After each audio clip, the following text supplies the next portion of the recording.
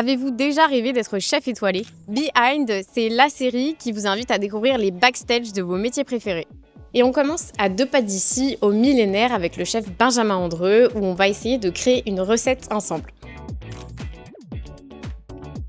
Salut Benjamin, Hello Camille. ça va? Ouais, toi? Ouais, nickel. Donc aujourd'hui, on est dans sa cuisine au millénaire et on va essayer de créer une recette ensemble. Exactement, on va la faire ensemble et moi je vais juste driver un peu. Ok, super. Et du coup, tu as choisi de travailler les asperges. Exactement, les toutes premières asperges vertes. On arrive là sur Mars, donc c'est on va dire un peu le printemps, le début du printemps. On va utiliser aussi l'ail des ours et un petit peu de truffes, les dernières truffes qui nous restent. Ok, trop bien. On commence par quoi? Alors, on va prendre les asperges là-bas, on va chercher le petit colis. Hop là, on va écussonner les asperges. Donc on va les préparer. Donc on enlève, on fait attention à l'asperge, pas trop l'abîmer avec le coup de couteau.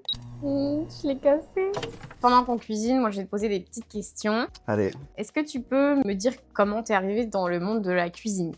je suis arrivé assez jeune, moi, j'avais 14-15 ans, et j'ai fait un stage de troisième dans un restaurant. Et en fait, ça a été un peu la révélation, un peu le coup de foudre. J'aimais bien ça, faire la cuisine, regarder mon grand-père faire la cuisine. J'adorais regarder Joël Robuchon à la télé. Bon appétit, bien sûr, je sais pas si tu connais. Ouais. Depuis enfant, j'aimais ça. Du coup, quand j'ai fait un stage de troisième, ça a été vraiment cette révélation. Est-ce que tu pourrais nous parler d'un moment qui t'a marqué dans ton parcours? Ce qui m'a marqué, c'est vraiment une expérience parisienne. Je suis arrivé de Provence à Paris à l'âge de 20 ans et je me suis dit, bon, allez, je fais 2-3 ans maximum à Paris et je retourne en Provence. Et en fait, j'ai travaillé 10 ans.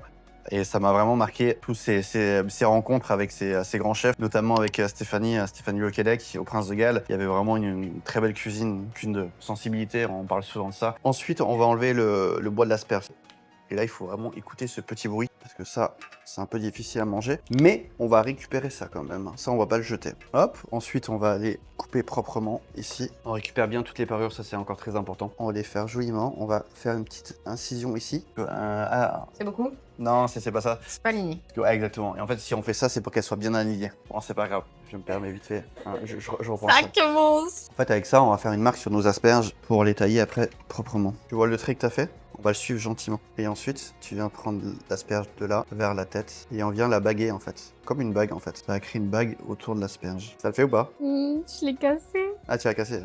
Et voilà, la sensibilité. Oh, c'est dur. Ah, c'est très chaud. Hein. Là, on est en train de baguer les asperges. Et du coup, toi, Camille, t'es arrivé comment dans ton monde un peu Odescom, communication, tout ça? Alors moi, j'ai fait une école de commerce. J'ai fait un master en marketing et stratégie commerciale dans une école de commerce à Paris. À Paris aussi alors? À Paris. J'ai toujours été la personne qui faisait les présentations PowerPoint, les mises en page de dossiers, tout ça dans l'école. Et j'ai toujours eu un attrait pour la photo depuis toute petite. Donc, et au moment du Covid, j'étais en alternance en marketing et j'ai commencé à avoir pas mal de demandes de mon entourage, de personnes que je connaissais, des demandes liées à la communication, pour faire des photos, s'occuper des réseaux sociaux, des choses comme ça. Et ensuite, j'ai décidé de me mettre à mon compte. Okay. Ah, génial. Ah, on s'est connus vraiment au tout début, hein, parce qu'on s'est connus en 2021, il me semble. C'est ça. Tu vois, 6 ans après, 5 ans après, pardon. On est en train d'éplucher des asperges. Des asperges, hein. Faut savoir que je pars d'un niveau 0 en cuisine. C'est vrai, tu fais pas la cuisine à la maison? Pas du tout. C'est vrai? Non, j'ai aucune patience, donc... Après là, c'est ça que les asperges, on les travaille, on les bague, il y a vraiment un travail là-dessus. Tu cuisines beaucoup chez toi? Oui et non. Je cuisine quand je reçois, mais sinon, ce que j'aime bien manger à la maison, c'est des pâtes. Ah ouais? J'adore les pâtes. Ok. Les pâtes, je suis fan de pâtes, mais je trouve ça simple, efficace, et puis on peut vraiment s'amuser là-dessus. Ensuite, nos asperges qu'on a baguées, on vient les mettre de côté. Et là, ce qui est important, c'est récupérer les épluchures, parce qu'on jette rien. Donc là, on coupe un peu les épluchures et on va les passer dans la centrifugeuse pour faire un jus. Et le jus, ça va nous servir à cuire les asperges. Bon, je te rassure, je fais pas trop ça à la maison, de passer tous mes parures de légumes, mais je trouve ça important dans un restaurant avec tout le débit qu'on a sur les fruits, les légumes, tout. Pour pouvoir récupérer et pas avoir de pertes. Donc là, on a passé les parures d'asperges dans l'extracteur de jus. Et avec ce jus, on va pouvoir cuire nos asperges. Donc tu vois, Camille, là, il y a le jus d'asperge bien vert, bien joli. Très bon. Sympa, hein? C'est bien frais.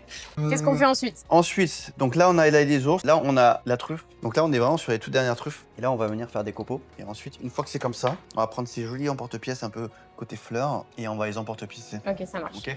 Forcément, les parures, on va récupérer. Pas mal, pas plus épais, hein? Et du coup, pour la petite anecdote, pour moi, les asperges, c'est vraiment un plat hyper familial. Je me souviens que quand j'étais petite, avec mes parents, on allait se balader en vélo le dimanche. Il y avait du soleil, il faisait super beau. Et on allait chercher nos asperges directement chez le producteur en vélo avec nos petits paniers et tout. Trop cool. Et du coup, t'as appris à cuisiner les asperges avec tes parents? Pas du tout.